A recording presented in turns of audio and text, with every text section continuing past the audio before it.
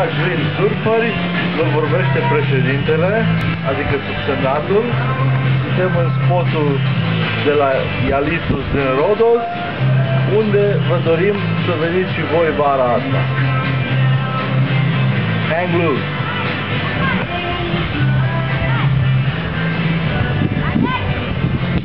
Steagurile stau drepte, da? Steagurile stau drepte. E cam 5 bufori. Băieții.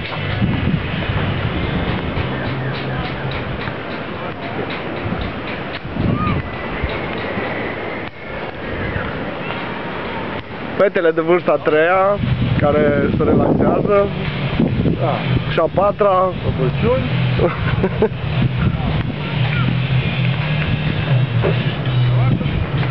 Blue Horizon, The Hotel.